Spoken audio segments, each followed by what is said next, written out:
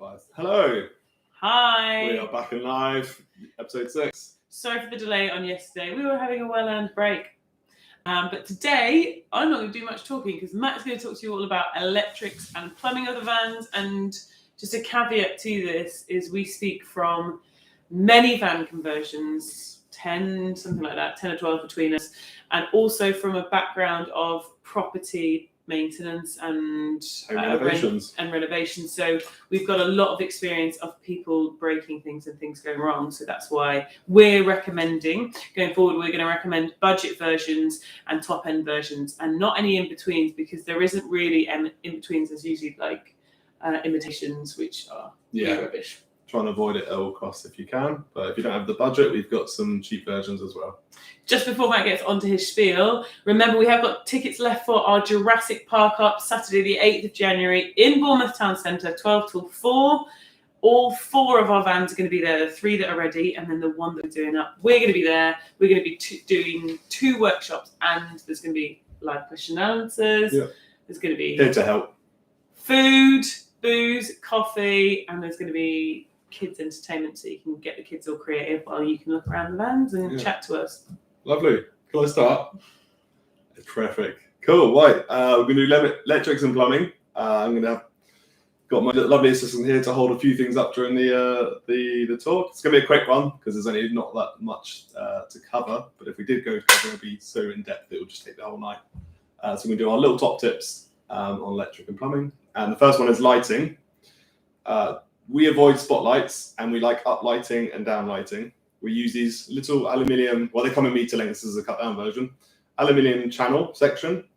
You take the diffuser off and you inlay your LED strips inside it. And then when you put this up in your van, you get a nice ambient glow. Just so you know as well, this white bit is removable, so it does give a glow. Yeah, so you either get opaque or clear.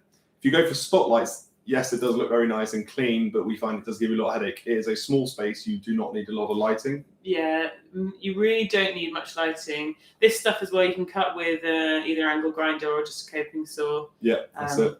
Really cheap. Nice, easy. Makes it look nice. You don't have to worry about the finesse of it, but it nicely diffuses the light. And realistically, you only need about 5 meters of, in a medium wheelbase fan, about 5 meters of LED stripping, and it just creates a nice warm glow. Also go for warm white, not cold white. The only place that we do actually use spotlights is down in the garage when we want a really bright, intense light, so we can see what we're like clearing up or something. But when you're stood in a van of our size and anything smaller, so a T5 or a Caddy size, you don't want a spotlight because it's actually going to be pretty much at your eye line. Right in your face. But that's not warm white, LED channeling, no spotlights. For us, that's what we do. We recommend. And that is the only one really. You can get different versions of, so you can get like corner profiles, angle, but whatever. There's no budget or high end version. There is just that. It's perfect. Stick it down, screw it up. It's very quick. Price per meter? Oh, I buy it in the packs, but it's about £40 for. I'm going to say 15 meters, but you can buy them for about £5 a meter, I think, if you buy them individually. eBay. Go to eBay. They're horrendous. Switches for that. We do the 240 switches because they look nice. They're easy. They're not easy to mount, but they're going to be good quality and handle the arcing that has occurred sometimes during the switching and off. If you do buy the cheap toggle switches off eBay, you'll find the arcing of the DC current will actually melt the little contacts inside and they don't last forever. Again, this is very... I think the price dictates this, but we always use 240 now just because they look nice for our renters. Super universal, and if one breaks, we can just put a new one in. We don't have to cut some funny little hole out. Yeah. And they're readily available as well in any store. So. Yeah, and you've got way more. Sorry to interrupt there. No, that's. There was a lot more selection. You get nice face plates. So we normally go for a tarnished copper, and it's just a sort of a nice sort of aesthetic, really.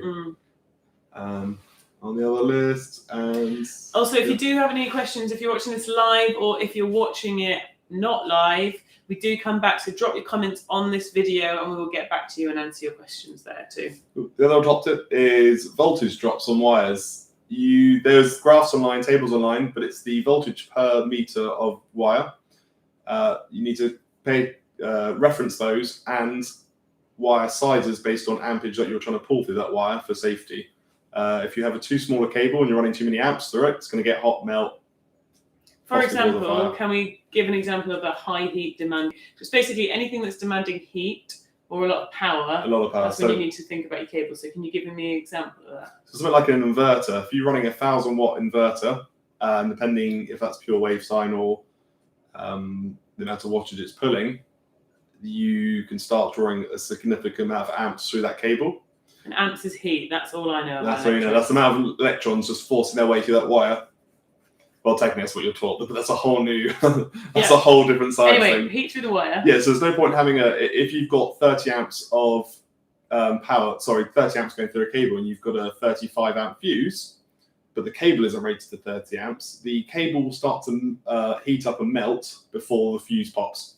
So your cable needs to be sufficient enough to hold extreme ampage before, which sustained before the after the fuse pops. Sorry if that's confusing. Just to clarify, go through that again. Make sure your cable is sufficiently rated to the ampage. There's guides online. If you go too small, if you don't want to spend the money, then if you don't want to spend the money, it will be fine into the point where either the application fails or is overpowered, and you've got this length of wire running through your van, which is going to get red hot, and whatever's touching it is just going to get equally as hot and burst into flames. And remember that insulation is full of air, yeah. And there's the whole triangle of fire. So that's why it's a lot of wires, make sure you get the correct wire for the job. Yeah, it's okay up until the point it goes wrong, and then it goes really wrong. So always use the manufacturer's specifications on their products. It will tell you what gauge wire it requires minimum. This also means the length of the wire as well. The thickness will increase as distance increases.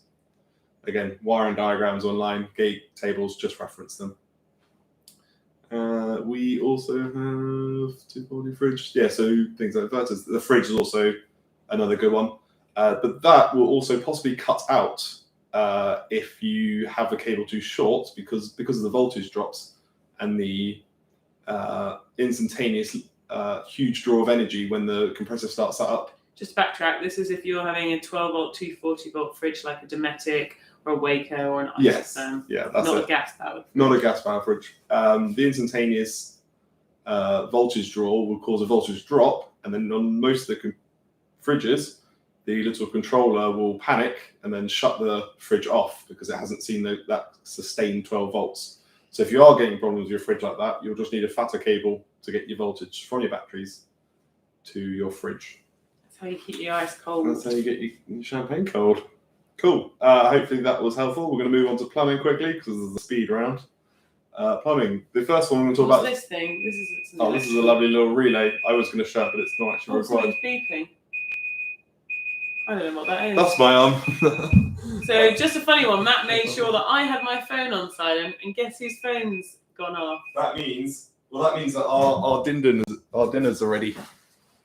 We'll eat that later. Sorry about that. So that's no, that's fine. What is it though? I want to know what it is. That's a relay. So that you can turn a small power drawing line. So like a switch or something delicate, and you can get it to turn on a much larger current. So if you had a dainty little switch and you wanted to turn on like a huge motor or pump or something, that basically it's like an electric switch. It's like a switch, but instead of you pushing it with your finger, you push it with a small amount of electric. And you can also have a normally opened or normally closed system, so it could always be on or always be off until the voltage is input. So as you can see, Matt is the man for electrics. So any electrics questions, ask them here. He will answer them. I'm good with plumbing, but electrics, I try and understand them, never can. And this is a good reminder that you don't always have to do part of the van build yourself. If you are not confident and then you try and learn electrics and you're still not confident, don't do it yourself. You'll do more harm than good. Get a professional to do it. Yeah, too easy. And we can recommend people for you for that. Next up is water pumps. I have been through every water pump under the sun. If you hold it into the middle, it was like I've had every water pump under the sun from eBay and Amazon. I've gone from the £6 ones like this, Chinese, arrived broken because it had a micron of cardboard protecting it all the way from China.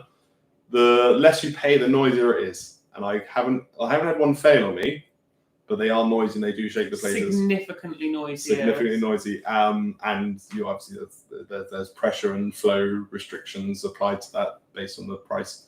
Right now, I'm more than happy to spend the £60-70 on the Shoreflow King, which incidentally comes with link in description. We'll put a link in the description. They're everywhere.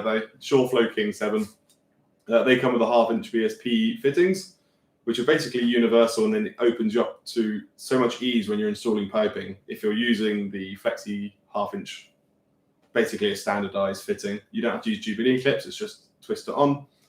This one and other ones like it have a 10 or 8 mil barbed bit, which sometimes they do come with a clamp screw, which is you just shove the hose on and screw it.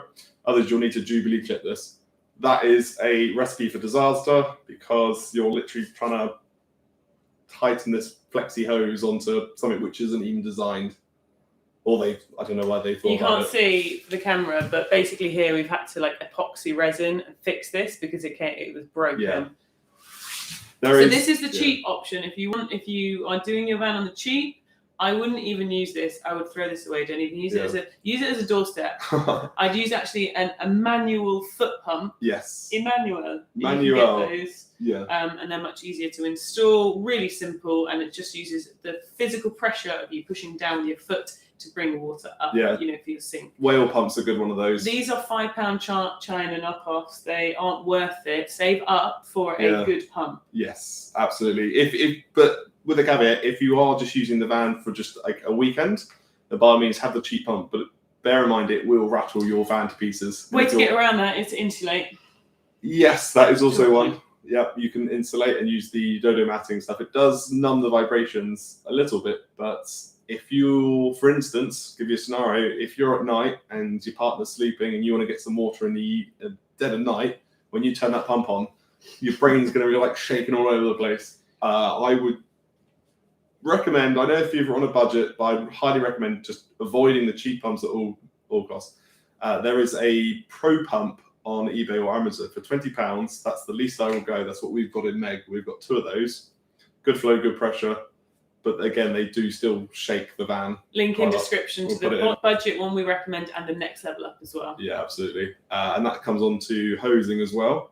We use the Pvc Braided Hose. Which is food grade safe. Food grade safe. You should clear with a white webbing in it. Yeah, that's correct. Yeah. If you're not going to spend the money on the press fitting stuff and just for ease of flexibility, just make sure the word food grade is in the piping. Otherwise, you get nasty bacteria growing in it and stuff. If you get the see-through one, you can then keep an eye on the lines to make sure mildew isn't growing in it. I know it's meant to be food safe, but there is still a chance for stagnant water to grow mildew or bacteria. Yeah, also in terms of Legionnaires as well, you should be cleaning your water tanks out regularly. And I heard that you shouldn't have any more water than should last you a day. So these people fitting huge 140-litre water tanks, the largest we go to is 70 litres in our vans because for hygiene reasons, you shouldn't have that. You shouldn't have water stagnant for sort of 3-4 days. Yeah, absolutely. But it's all about maintenance as well. We go for the Fiamma 70-litre water tank. It's the most price efficient per litre. It's about £1.50 a litre. Because it's £68. Oh no, it's the other way around, sorry. It's below £1 a litre. They've got some really good mounting points. It's the blue one. And all the bits are there, really. You can get the custom ones, which do fit into your van a lot nicer. Okay, with the wheel arches. Precisely it. But we find they're not worth the money. And the thing is, if you're fitting it over a wheel arch, it usually means that you're going to build over it. And if you're going to build over it and something goes wrong, you're never going to get access to it. And actually, you want access to your water tanks just sort of every now and then just to check. Yeah. Because not so much if it's your personal van, but if you're hiring out your van to rental people's, you can't always 100% make sure that the hose that they're using doesn't have any grip that's then going to carry on and go into the tank. Yes, absolutely. Yeah. But going from that, water filters. Seamless. We actually have 2 water filters on our van, but somehow the renters managed to get dirt into the tank. Not a clue. Allegedly, sorry. Yes. Well, it hasn't been inspected yet. It hasn't been inspected yet. Filters. I know it's money, and I know I've been there before, trying to be on the budget, but water filter is another good thing, almost imperative thing to have before the pump. If you spend money on the pump, you can have dirt going through that, and it will destroy the diaphragm and the workings inside. If you've got grit, it's basically like sandpaper, and you're just going to cause a leaky pump. So yeah, absolute filter before the pump. And we will be doing videos. I know it's difficult if you're trying to follow this and trying to imagine what it is. We will be doing more van tours. I say we, and that's going to be making. I'll be there. He's going to be making them. Van tours of exactly the plumbing system and actually the products we recommend. Also, we're going to have the Campervan Build Club, which is going to be starting next year. So if you do want that support, but you want to build it yourself, we can be there for your building help and advice. We can be there. We'll be there for you. Last up, a little patch I've just done an Instagram post on this is the kitchen tap. Again, I've done all of the different options. I'm going to run you through what I've done and why I wouldn't do them again. First simple one is you have your pump and your tap. Yeah, you pump up to your tap, and then when you turn your tap off, the pressure between the tap and the pump increases to I think it's 1.1 megapascals or 1 bar that the pump is rated to. It does say on the stickers here. Which it says there. The diaphragm inside the pump will click the little micro switch at the end. This one actually doesn't have it. In most cases, they have the switch. That turns the pump off. When you open the tap, releases the pressure, pump sees that, turns on. This is great, but then you have a head of pressure or pressure in the line just waiting to leak out if you have a leak. If you've done your plumbing right, then you won't have any leak ones. But typically with the cheaper pumps, the pressure will work its way back through the pump very slowly, but you'll hear it click over just as the pressure becomes below, drops below 1 bar. Obviously, the diaphragm will click the switch off, and the pump will go click, and then repressurize that system. At night, you will hear that click, especially with the cheaper pumps. We don't think we've had that problem with our bigger pumps, but I can definitely guarantee that it will happen with the cheaper pumps. That's one way of doing the sink tap. The other is buying the special taps which don't have a valve in them. They have a switch. So when you turn the lever, it just electronically turns the pump on. That's also a nice simple way because there's no pressure. This is just a sink and pump scenario, by the way. If you're having other things and you want a pressure, then you have to look into pressure accumulators. And so if you want showers. Yeah, if you want showers and you actually want to keep that head of pressure, then there's a whole different system side of it. I'm just talking about the kitchen sink and the pump, basically. And the why I now do them is sensor. Because I don't trust renters anymore with switches. They somehow seem to break them. Not true. The switches break with the waterproof switches that we buy are not strong enough, and they give up. And so then our renters can't have. It's happened a couple of times where they press the button. Yeah. So which is why we're moving to a system where it's buttonless for hygiene as well. COVID, yeah, that's true. One less thing to clean. Yeah, absolutely. Yeah, I shouldn't blame anyone else. It should just be me blaming myself on the parts I pick. But yeah, for whatever reason, I think it might be another arcing issue, but the switch is rated to way beyond the pump's draw current and voltage. But after about a month or so, and they're actually marine grade as well, and rated to IP66, something like that. Yeah, so they are completely waterproof, but for whatever reason, they fail after a month or so. So we've decided to go completely hands-free. Wireless. Well, not actually wireless, but I've already done a post on this on Instagram, and it's essentially taking a sensor tap and converting it to 12 volts, and then just turns the pump on electrically. And there's no pressure, it's instant, and there's no little button to fit on the work surface. And it means you have a huge option of taps and faucets. So you can use faucets. You can, but they've got to have a built-in sensor, right? So either you can get ones that have built-in. Well, you say this. I found a sensor from China on eBay. It's arrived. I haven't tested it yet, but it's just a sensor. And then from that we. So you could have a sensor like there on the wall, and that works. You can have it outside. You can put it anywhere you want. Wow. Yeah, someone walks past. So many possibilities. Yeah, no, I don't know why you'd have the sensor outside there. But you could have a sensor for lots of things then. You could have a few lights. This is essentially the system is sensor and a relay to capture that, and then, like we say earlier, with this relay, you can get it to power anything. So if you just wanted like a swipe, like a sensor for your light switches, you could employ the system. So you just swipe your hand across it. These systems already exist, by the way. I just made the little box for it because it was very specific to the the sensor tap that I was using, because they run on 6 volts, not 12. That's it. I think that's it. It's 20 minutes. We said we're only going to do 10 minutes, right? We're kind of trying to keep these short and sharp. Next week, the only thing we're going to talk about is, I'm going to swear now, why the fuck do people batten their floors? It's such a waste of time. We have proof as well. We have proof. Things that why? So no, we're going to save you how many hours? It's well, I like to also incorporate this in with the ceiling because people ply their ceiling and they batten their floor. So there's two huge things that we're going to save you hours. Probably about 5 hours, I'd say. Yeah, easily 3 hours on the ceiling. That gives you time to earn the money to buy the better pump.